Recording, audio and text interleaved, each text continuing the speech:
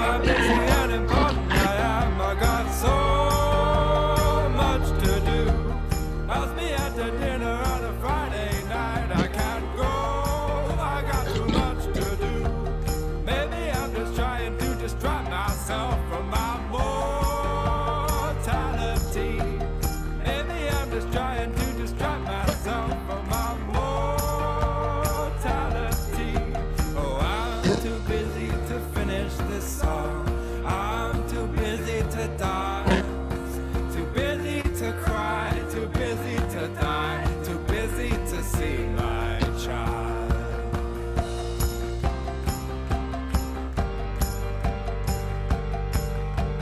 Don't you know how busy and important I am? I got so much to do. Ask me to the disco on a Friday night. I can't go, I got too much to do. Maybe I'm just trying to distract myself from my mortality. Maybe I'm just trying to distract myself from my mortality. Oh, I'm too busy to see the sky. I'm too busy to know. Too busy to fly. Too busy to die. Too busy to rest my soul. Well, welcome everyone. I hope you enjoyed that little introductory song. I think that probably is how everybody is feeling right now. A little bit just too busy to even stop and think. And that's the topic of our presentation today. And if everybody would just take a minute and find the chat button and introduce yourself in the chat, tell us who you are, where you're from. We sure would appreciate it. And while you're doing that, I will introduce myself. For those of you who don't already know me, I'm Carol Lippert, and I work here for Grand Canyon University as an assistant vice president. I have about 30 years of experience in public education as an associate superintendent, principal, assistant principal, and a science teacher. And with me today, I have Teresa Killingsworth. Teresa, do you want to say hi? Hello, everyone. Thank you for being here today. We're excited to be able to spend some time with you. Yeah, and so Teresa, I invited her today because her most recent experience has been in the role of a principal at a very busy elementary school. I was a principal at a very busy high school. And so our goal today is to share with you just some strategies that we've developed over the times that we were administrators that we felt helped us to kind of manage the busyness a little bit. That being said, I don't think that Teresa and I have all the answers. So as we're going through, if you have other ideas, really, I encourage you to participate, to use the chat function. And here's some challenges I have for you about participating today. One, open your mind, challenge your thinking. Let's think about new and different ways that we can approach the busyness. Open your hands, use that chat function. If there's any polls, use the polls.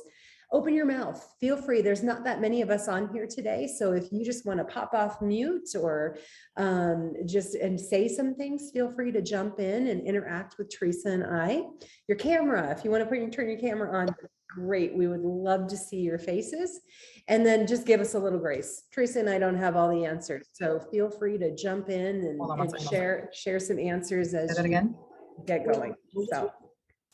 So welcome everyone. That is our introduction. So I decided that I'm going to start. I don't know how many of you have read Alice in Wonderland, right? And I love this quote. It says, "The hurrier I go, the behinder I get."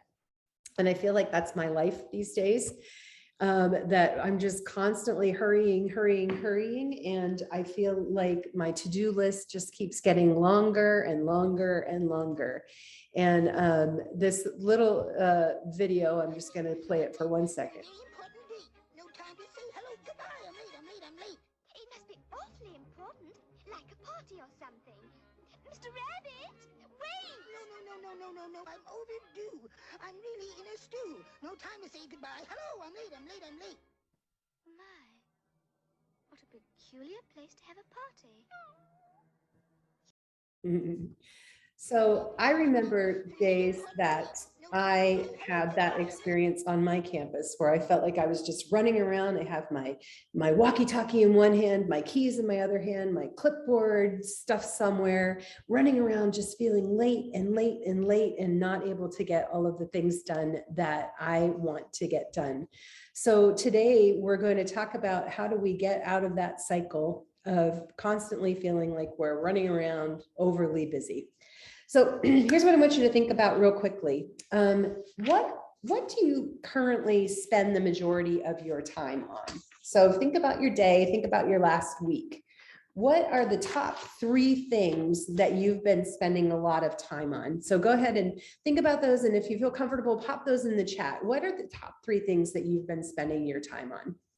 And I'll wait for the chat to pop up here and we'll get a few answers in.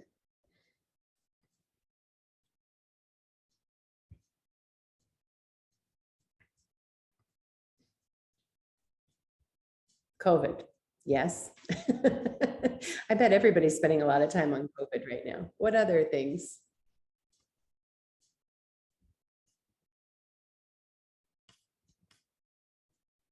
Course scheduling, communicating with teachers regarding students in distress, absolutely. Any other things that you're spending a lot of time on right now? Always putting out fire, student behavior. Yeah, that's a big one right now, isn't it? With students kind of in and out of school over the last couple of years. Registration. Oh yeah, that time of year, right? You're starting to get new students coming in. You get them registered. Stressed parents.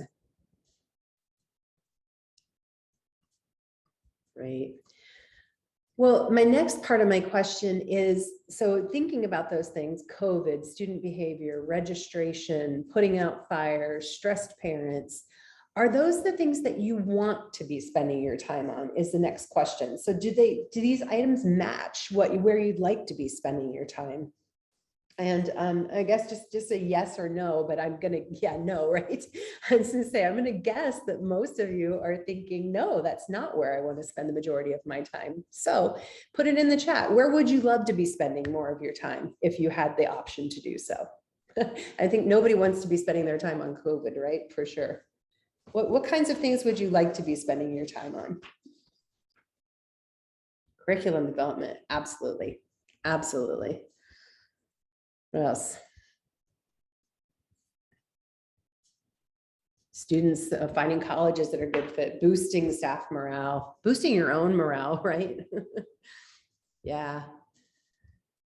So the tips we have, basically Teresa and I have put together just some tips, some strategies, some thoughts about maybe ways that we can help you to carve just a few minutes out every day that might help you to readjust where you're spending your time on some of these things. So as a principal, when I was there, what I found is, particularly as a newer principal, I spent a lot of time just managing management, right? Like I can't even tell you guys, I had my first year as a principal, I think I had a conversation every day about the fact that there wasn't enough toilet paper in the girls' restrooms. And I remember thinking, I can't believe that this is what I'm spending my time on and that there has to be a better way to do that. So one of the very first tips, and I'm going to have Teresa jump in here because I think she has a good resource for this, is just this idea about to-do lists and recurring tasks. So Teresa, do you want to share some ideas that you had about that? You bet. So I was a principal in the Alhambra School District, and one of the things that the district office did for us was they provided us with a monthly checklist, and it was quite long. I was actually going to share it with you until I took another look at it and realized that it was very, very specific to Alhambra. So what I did is I went online and I did find a number of different checklists online. One of them we put in the chat for you, or we will put in the chat for you. So feel free to use that one, take a look at it, see if it fits what you're doing. If it doesn't, look for another one online. And if you struggle to find anything that's very specific, just email me and I will share the document that I used when I was a principal. Like I said, it is very specific to Alhambra. It's a fillable form, but it might give you some ideas as to what you might be able to create for yourself or for the principals in your district. And it's just a great way to not let some of those recurring tasks that happen every month get past you. Just a great way for checks and balances. Yeah, and you know what I found too, as I got more experienced in the principalship, I was also able to, Teresa, take some of those recurring tasks and offload them to other people, right? So I knew that they were on the task list, so I would still check up on it. But I found that maybe an instructional coach could handle a couple of them, or maybe my administrative assistant could handle some of them. So I was actually able, as I got more organized with the list, I was able to move some stuff off of my desk and kind of have other people help. Did you have that same experience? I did. And along those lines too, it's a great way to build leadership capacity in your teachers, because not all of us have an assistant and 2 or 3 instructional coaches, but we all have effective teachers.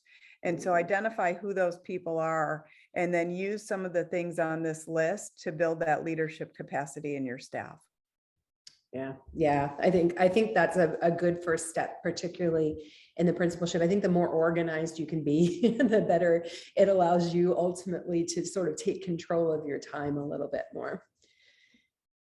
The other thing that I don't know about you, but I loved this picture that I found, because this is a person that's drowning in email, right? And I love the like squiggly lines of this person, like just like save me from the email.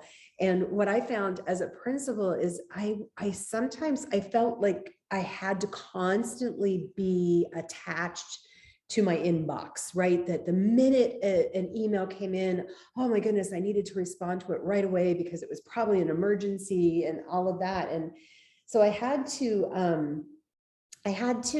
sort of readjust my attitude relative to email. And I'm really curious here if other people have strategies that they use for email, but ultimately what I landed on is I would check my email the minute I got in the morning, because you know all the million things come in over the nighttime, right? So I'd spend about an hour in the morning checking email, and then I would do it right before I left, and then I didn't check it quite so much during the day. And what I tried to help train people on is that if they needed immediate assistance, rather than emailing me, they should email my administrative assistant, because that person would be able to, one, verify that it was something that was actually urgent and needed my immediate attention. And they're actually at their desk the whole day. And so they can be monitoring that. And that for me was a really effective strategy. And it just sort of helped me to put boundaries around the crazy email. But I'm curious, Teresa, do you have anything that you found worked for you relative to dealing with email? I would agree, relying heavily on my secretary. So she kind of knew those things that she was able to answer, so I didn't have to read it and then say, you know, Maureen, can you handle this for me? She would be in my email, pull out those things that she could handle, and then it was completely off my plate. So really relying on that person to kind of be a gatekeeper for you. And then the emails that you're getting are the things that you do need to handle. So you actually gave her proxy access then to your email account? Yes. Yeah. We didn't have the ability to do that whenever I was there, but I did that when I worked for the Department of Ed. And boy, yeah, you're right, because they can clear out all the junk. Right. And then you're really just left with what is the most important information. I like that works. But I will tell you, being a slave to your email, for me, that was the biggest time saver for me, when I realized I didn't have to be in my email every second of every single day, that other people could help with that. The other thing that I learned, and again over time, was the value of reusable text blocks. So the example I'm going to use for here is where I really found it helpful. And somebody mentioned registration. Do you find with registration that you just get the same questions over and over and over again from parents like, okay, how do I sign up for this? Or what does this form mean? Or all of that. And what I learned over time is that I could just save my answers off to the side. I had like a Google Doc that just sort of was a copy and paste document that I could just easily start just putting those reusable text blocks right in there and just answered them. And I didn't have to retype it every single time. Made such a huge difference for me. And again, in working with my administrative assistant, then she also had access to that Google Doc and could pull it out and never even had to bother me. So that was something that really helped me and really helped me to save time. Are there other examples? Teresa, have you ever done anything like that with text blocks or that kind of shared documents? Well, I definitely have used shared documents a lot, but never specifically for the reusable text. I think that's a great idea, and I wish I would have known about that 5 years ago. Don't you love that? And that's what I always feel as a principal when I was in my 8th year and I was like, darn, why didn't I know about this 7 years ago, right? One of the other big time savers is the unsubscribe button. So I don't know about you, but every time I go to like a conference or, you know, I end up subscribing to all of these things because I'm energized. I'm at the conference. I'm so energized and I want to sign up for everything. And I'm really excited about the content. And then all of a sudden it starts just clogging up my email with all of this junk that I'm realizing, oh, this maybe wasn't so helpful or interesting as I thought when I was at the I mean, I conference. could get in there, but I didn't have And to. so I've started doing this recently too, like with my personal email, I'm like unsubscribing from everything. And it is saving me ultimately in the long run a lot of time because I don't have to scroll through all this junk that comes in. I also heard somebody said to me the other day, I was telling them about me doing that. And they said what they do is they have a special email address that they set up through Google. That's the only one that they use for those kinds of things. That way, if they want to learn about that information, they can go to that email address when they have time, but then it's not blocking up their inbox. So I don't know, just another thought for kind of helping to manage email. Okay, so we went through email, we went through to-do lists. I think we're getting some background noise. Whoever that is, if you don't mind muting, that would be great. We spent so much time. I even revamped new teacher induction this year so that. There we go. Okay, thank you. So the other tips that we have for you are just some tips for managing your calendar a little bit. And one of the things I've been reading this book, it's called, what is it? It's called A Minute to Think. And it's by an author her name is Julia Funt. And one of the things she recommends that we've been trying to do in our meetings is what's called wedge time. So you know how, for whatever reason, Outlook is set up to where your calendars are set up for an hour meeting or maybe a half-hour meeting. But the question is, do you really need a whole hour? Or could you schedule the meetings for 45 minutes, leaving that 15-minute wedge time?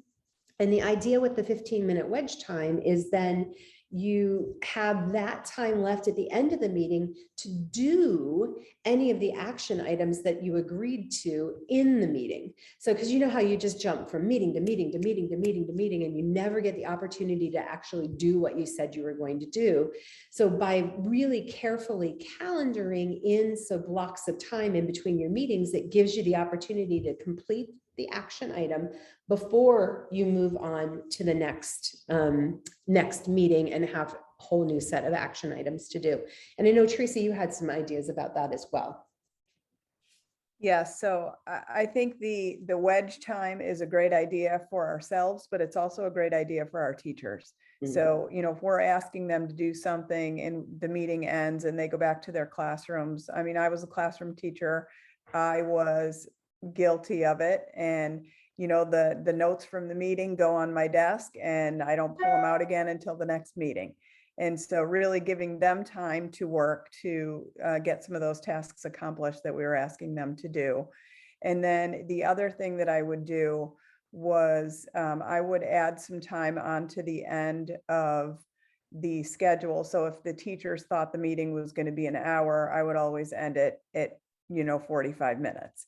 So that, they felt like they were getting a little bit of a break in their day, and just so that they feel, their time is being respected.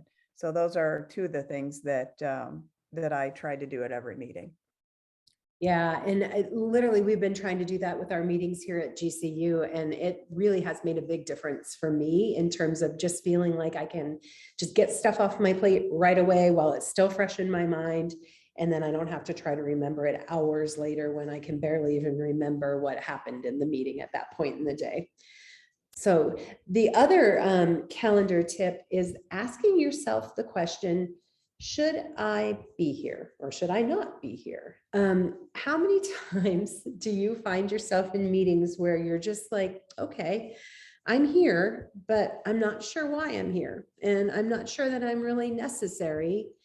And did I really need to be at this meeting? So I think it's important to just ask yourself that question as meetings are getting added to your calendar, because I'm sure your calendar is just like mine. All sorts of people are popping appointments on your calendar, right and left, right and left, right and left. And the question you need to ask yourself is, do I really need to be there? If I don't, maybe let somebody else handle the meeting for you and they can report back to you later to let you know how it went. But you don't necessarily have to be physically present at every single meeting just because somebody popped it onto your calendar. And then Teresa, I think you had another idea about this one as well.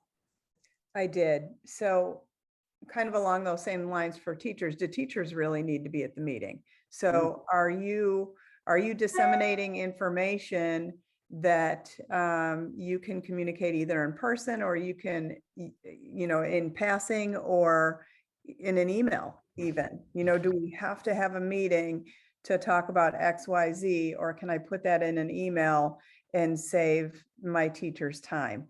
And I'm sure Carol and I were just talking about this before this meeting. As principals, I'm sure you have been in meetings where at the district office where you sit there for an hour and a half and you finish up and you think, why was I even here? I could have gotten, 3 classroom observations done during this time. So think about the way that it makes you feel as an administrator when your time isn't being valued, and then pass that feeling along to your teacher. So make sure you're really being respectful of their time and communicating to them in email whenever possible. Yeah. And one of the things that just reminded me, Teresa, one of the things I started doing, and it actually worked really well, because what I found was I was trying that and then the teachers weren't taking the time to read the emails. And so then I was just super frustrated. I'm like, well, I canceled these meetings because you didn't want the meetings to be there, but you're not reading the emails. And so I started printing them out and I put them on the back of the bathroom stalls in the bathrooms. And then they would read them. It was kind of fun. So it's just kind of another idea to get their attention and to get information across without having a meeting. That's fun. Calendar tip number 3 is just literally blocking time out of your calendar for things that are essential to you. So when I was a principal, it was essential to me that I get into classrooms every single day, because I wanted to be out there on campus. And frankly, it was essential for me that I was out at lunch times, because I wanted the kids to see me as a real person on campus, not just some person that sits in their office all day long. So every day I blocked off lunches, and I would block off 1 or 2 hours to do instructional visits or walkthroughs. And what I did at that point is I worked really closely with my admin assistant for her to help me to hold those times sacred, and for people to understand that those weren't times that I was going to be involved in meetings, if at all possible.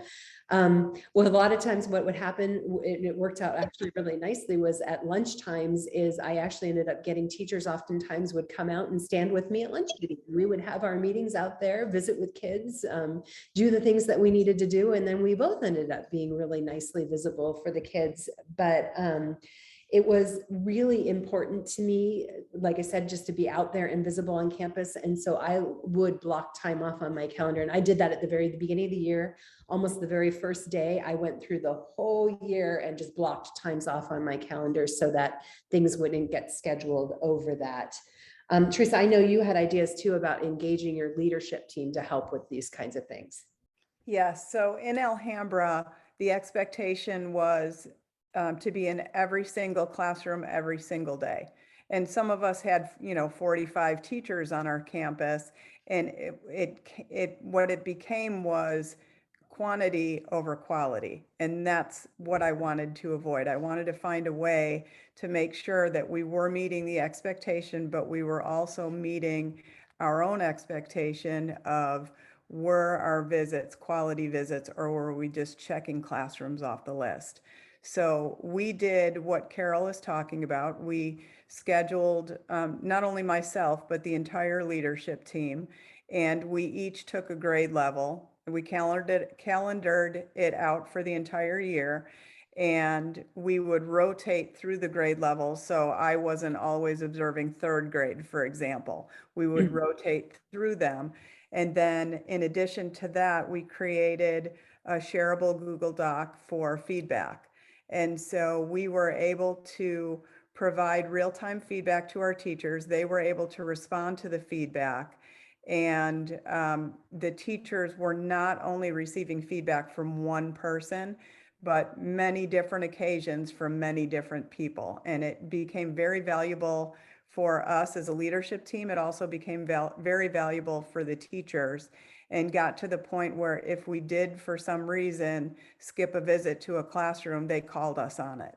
Why weren't you in my classroom today? I need some feedback. So it ended up being a very valuable tool and a very valuable process for our school.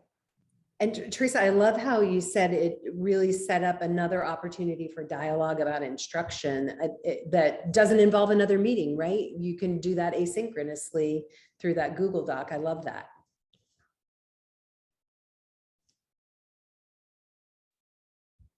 Okay, so calendar tip number 4, you see the guy walking? My calendar tip number 4 is to go to them. So there were a lot of times when I needed to speak with a teacher or I needed to speak with a student.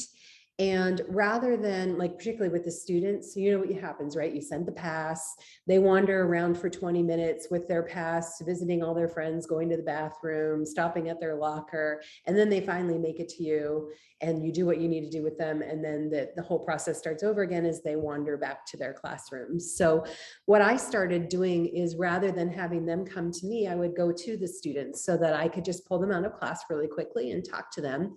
And the added benefit I found of that is then I was also getting eyes in the classroom. So as I, pulled the student out, I'd take a quick glance around, see what's happening in the classroom, see if the teacher needed anything. And it just actually ended up saving me quite a bit of time, because I was able to get through a lot more students and have a lot more conversations with students.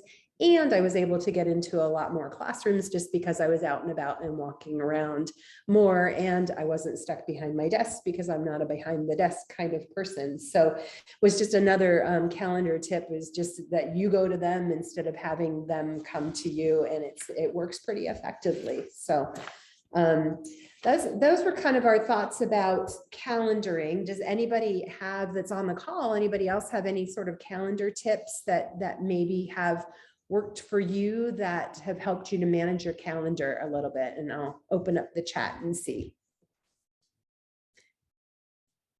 Oh, so Debbie, that's a really good point with the Gmail. I just now saw that you put that in there. I'm sorry, I'm working from one screen today to schedule a send. So yes, that's a great idea. So you get them all, I'm assuming, Debbie, what you're saying is you get it all ready to go. And then say, I want it to go at like 5 a.m. or whatever the next day. Is that what you're saying?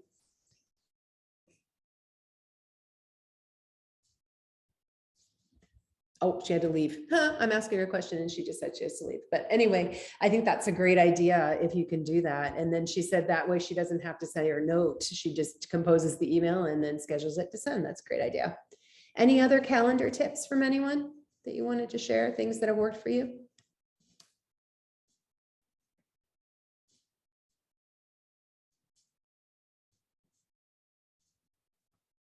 Okay, well, if you think of any, just holler at us and we'll put them in the chat or just holler at us. The other one, I think we talked about it a little bit already, is just delegating, right? Finding opportunities for things that you're currently doing that maybe other people can do and help you with. I know that it's work up front, right? To teach people sometimes how to do the tasks that you're doing, but it's good work up front because in the long run, it will save you some time. So, you know, there's lots of probably different opportunities for delegating different tasks that maybe you could think of, but I do encourage you to use delegation as a tool so that you can free up some of your time. Teresa, are there any good ideas that you had relative to things that maybe you were able over time to delegate to people? Just besides the things that I've already talked about, just I can't really think of anything specific, but just as things would come up, I would, you know, try to match whatever the task was with what I knew about my staff, so that, you know, like I said before, so that I could build that leadership capacity in my teachers. Yeah. And one of the things, like at my school, we always had a weekly meeting with the leadership team. And so one of the things that I would do in that weekly meeting is we just look at what's coming up in the upcoming week. We always met on Monday mornings to sort of kick off our week. And I'd say, you know, here's what I have on my list. Is there any of these things that you feel you could help me with? Like, particularly if I was feeling really overwhelmed that week. And oftentimes people in the leadership team would step up and they'd be like, oh yeah, you know, that's something I would love to learn how to do. I can help with that. Or I have free time on Wednesday. I could take that IEP meeting for you so that you can do this other thing. So it was a great opportunity in our weekly meetings just to compare calendars and figure out how we can fit all the tasks in there as a team working together. The other one, and we talked briefly about this, is, and I think Teresa brought up a really good example of that, but shared documents. Teresa talked about, you know, observation feedback, being able to share the document in that way. But I also have seen where in some cases principals will take that, you know, the checklist that we talked about in the beginning, they'll share that out with people so that they understand that, you know, here's all the things that have to get done in a shared kind of fashion, which is kind of nice. I think sometimes people just don't even understand all of the things that as administrators we need to do and accomplish in a day and in a week. So that's another opportunity, I think, for just sharing information. And then the other piece that I used a lot, and I don't know if you all have this capability, but is shared calendars. So we had one shared calendar that we shared with the whole staff that had all of the different meetings and events that were happening at the school on that shared calendar for the week. And what was nice about that, particularly from a high school perspective, is, you know, oftentimes, you know, we had games, we had you know, events, we had musicals, we had theater productions, you know, all the different things going on. And it helped for everyone to know what was happening every single day, so that if people called up and had questions, I wasn't the only one who could answer the questions about the events that were happening. You know, the front desk secretary could answer questions, or a teacher, if a parent was talking to a teacher, the teacher could say, hey, did you know we have these events coming up this week? So it really helped with communication, just from a school perspective in general, and for helping everyone to know what was going on at the school and not feel left out or in the dark. So definitely some opportunities there just to share. Any other thoughts relative to that, Teresa? Shared documents? No, those are both things that we have used and have used successfully. So I thought those were really great examples. Great. The other big piece is your cell phone. So I don't know. I have heard some principals share like their personal cell phones with parents and things like that. And I mean, I never did that. I just didn't feel comfortable. But one of the things now I teach adjunct for Grand Canyon, and what I've found is that that I have started using Google Voice. So I don't know, and I've also started using Remind, which have been really great ways for people to get in touch with me, but it's like a step removed from my personal information. And it's free. So I don't know if any of you have used either Google Voice or Remind or other apps to just, to allow parents to stay in contact with you, but to do it in a way that allows you to maintain that sort of personal work-life balance that I think is so important for you as a principal. So are there any others out there that people have heard of that work to kind of maintain that work-life balance a little bit?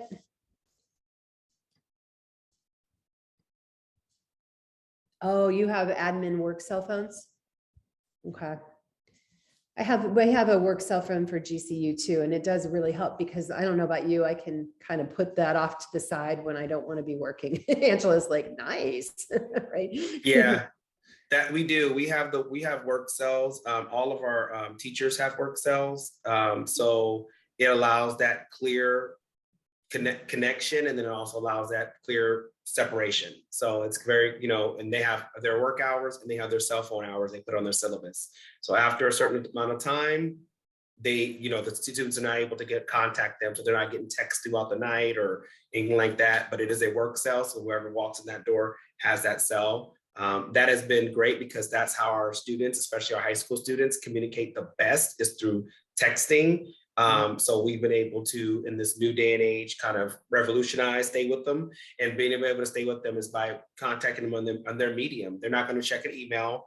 They're not, looking to check, the Remind app is really great. I think thanks to you, Carol, I think they still use it at Washington. And so I think that is huge, but for the most part, my son and daughter, who are both in high school at Washington, are not doing anything other than texting. they're texting. Washington High School, so yes. Yeah, it's so true. And it's so funny because, I have two children. One's they're 24 and 23 now, but half the time they don't even check their voice message, their text messages. I look at their phones and they've got like 900 notification bubbles. I'm like, I don't even understand how to keep in contact with them sometimes, but that's great, Kenneth, to know that you have that as an availability. And I love that you mentioned having really clear hours when you're going to be available, because I do remember I had this time where I got a phone call really late at night. And I mean, I thank my stars that I answered the phone call. I don't even know what made me answer it, but it was a student that was in distress. Somehow they got my phone number. I don't even know how they got my phone number. Thank heaven I answered it and I was able to talk to them, and everything turned out okay. But I just worried that if I had not answered my phone, something would have happened. So that was at the point where I was like, I need to be really clear about when I am available to answer a call and when I'm not available to answer a call, so that if students need that assistance or need that connection, they know when they can get in touch with someone, and they know what the options are for times outside of those times as well. So, but yeah, I think just understanding, and I think you mentioned it, Kenneth, everybody deserves to have some downtime. And I think I got into this trap when I was a principal that I just felt like I had to be everything for everybody all the time, 24/7. And it really, really wore on me and made me feel like I had no personal time. So I think anything you can do to kind of guard your personal work-life balance is going to be essential. Teresa, any other thoughts? I was that principal that shared my personal cell phone with parents, and I kind of learned the hard way. It wasn't as bad as you would think. In my case, I did have one parent that, I've been retired now for several months, and this parent still keeps in contact with me, and she's a very needy parent. And so, like you, you know, I'm glad that she has somebody that she can reach out to, but it is very important to have that balance and that professional line drawn. Yeah, absolutely. And just, I think the big message here is that as principals, I really want you to be thinking about how you take care of yourselves. I think you spend so much time thinking about how do you take care of students? How are you taking care of your community? How are you taking care of your staff? You can't forget about taking care of yourself as well. And that's part of the, here, I just put here, neutralizing your stress. And I have just a little funny video that I wanted to share with you because I think that's another piece of just being too busy to think is you just forget to take a step back and just neutralize your stress, taking a deep breath, finding those times for your own mindful minute where you can, shut the door to your office if you need to be, take a deep breath and reset, refocus, and get yourself back in the mindset that you need to be. So I'm going to play this little video. It's an oldie but goodie. You may have seen it, but it just makes me laugh every time, and I think you'll enjoy it. I want you to think about the last time you had a really good laugh. Same sea of blank faces I see from coast to coast. We're gonna do a little research because boy, NACU's all about research and education. And so what we're gonna do here is on the count of 3, if you're physically able, I'll ask you to stand. If not, do this from a seated position. But on the count of 3, stand, and then facing me, I want you to just take a deep breath. And then I want you to put the shape of a smile on your face. For the purpose of this research, this does not have to be a real smile, okay? I will give you one last set of instructions and then you can sit down and groan loudly and we will give you the reasons for this research. All right, count of 3. 1, 2, 3, stand. Take a deep breath. Now put the shape of a smile on your face. And I need to see teeth. I don't care if they're yours, okay? Now, last set of instructions. Turn and make eye contact with a victim to your left or right. And now sit down groaning loudly.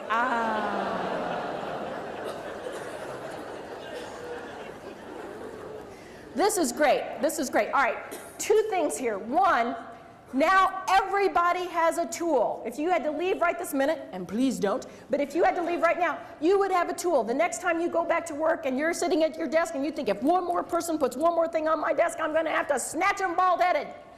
Now all you have to do is facing your entryway, doorway, or hallway, sitting or standing, just do this.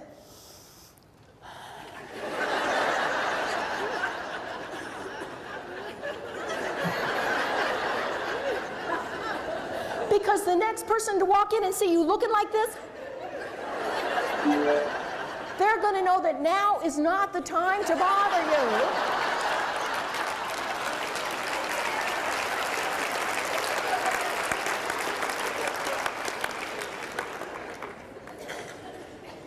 You can play with your pain. You can be intentional. Doing little exercises. Here's another one that you may have known, you just forgot you knew it. Hold out your right thumb, forefinger about 1 inch apart. Close your left eye. Now find someone's head across the room. Bring your thumb and forefinger together and squish.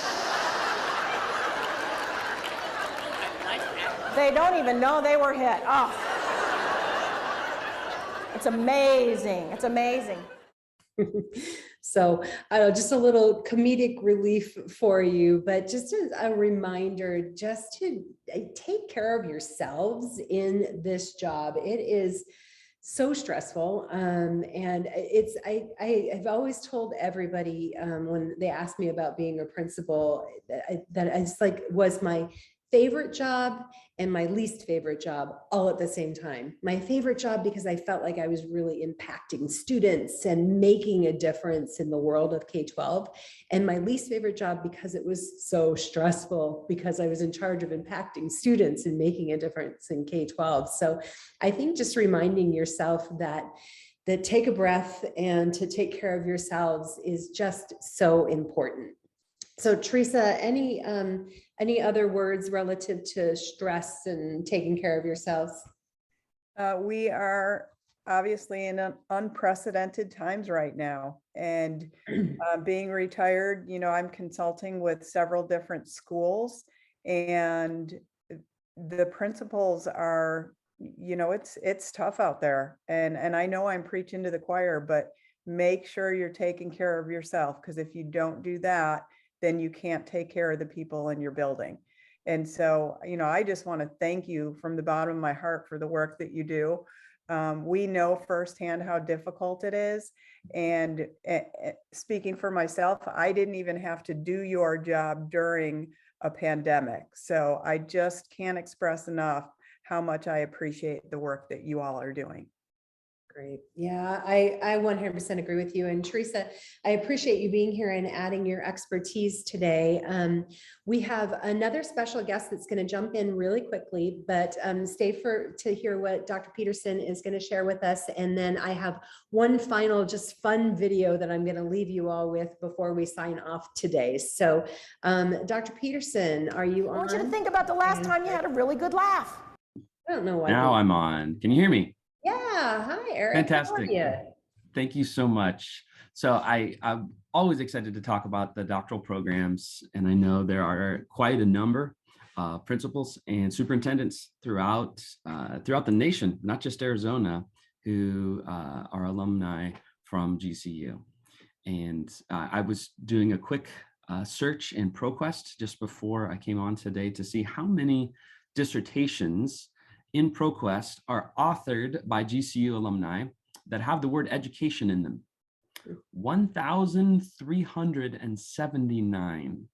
Wow. Now, there are more than 2,000 graduates from the doctoral program at GCU.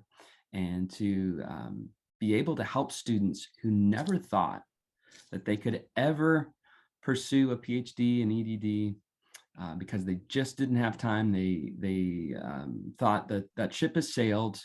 I can only do this if I have gone straight through early on, well before my professional career, to pursue a doctorate. And so now it's too late. And so many are surprised to find out that we have options which don't require you to come to campus, although we also have the option of coming to campus one night a week from 6 to 10 for a number of our PhD and EDD programs. And it's feasible. I'm an alum from the doctoral program at GCU, and I know it wasn't easy. It wasn't a short journey, but it was a significant journey.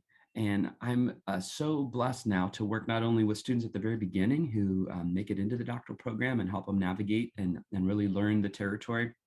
And I'll provide a link for you in the chat that you can use to book some time to chat with me if you want to have a more extensive conversation about your own personal situation.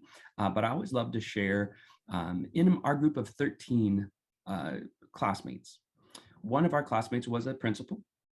She was a principal of a special needs school here in the Valley. And her husband was a teacher, also a high school football coach.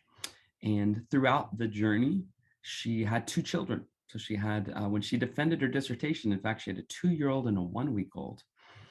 And aside from her day job and her husband's very busy schedule, practices and football games, they decided to buy a dairy farm with 1,500 head of cattle. And they still own that. She was the first in our group of 13 to graduate.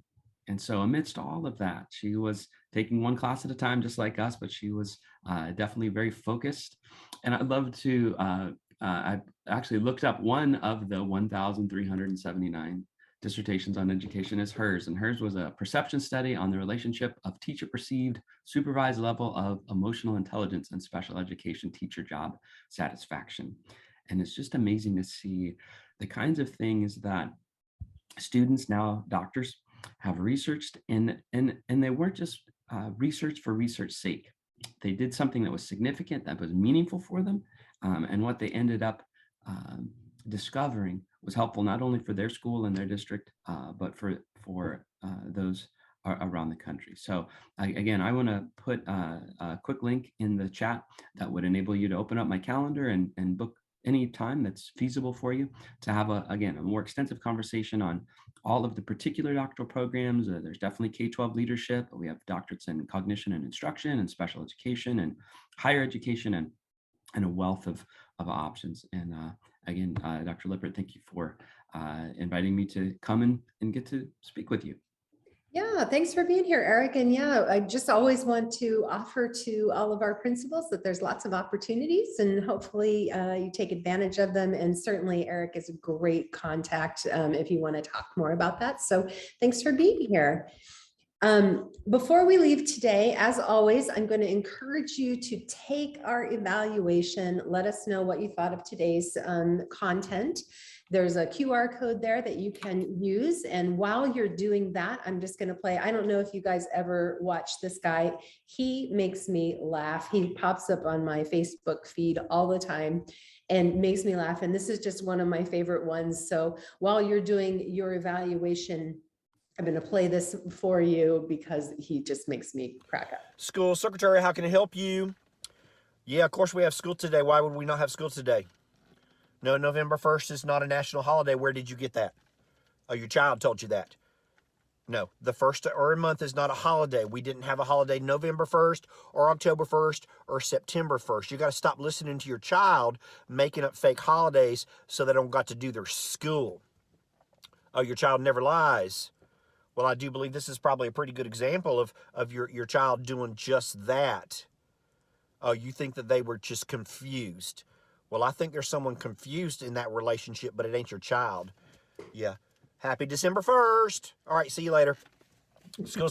Okay, I'm not going to play the whole thing for you, but he just makes me laugh. If you haven't watched him and if you just need a good chuckle at the end of a long day as a principal, I highly encourage you to watch some of his videos. He's really quite amusing. So also, just remember that we have a lot of free resources that are available to all of you. So if you've not subscribed to our YouTube channel, please do so. There's about 350 videos on there that you can use for any purpose that you would like to use them for. So just encourage you to take advantage of those. And before we sign off today, I want to say thank you. We've left you with 9 minutes of wedge time. Take it and I don't know, maybe eat some lunch.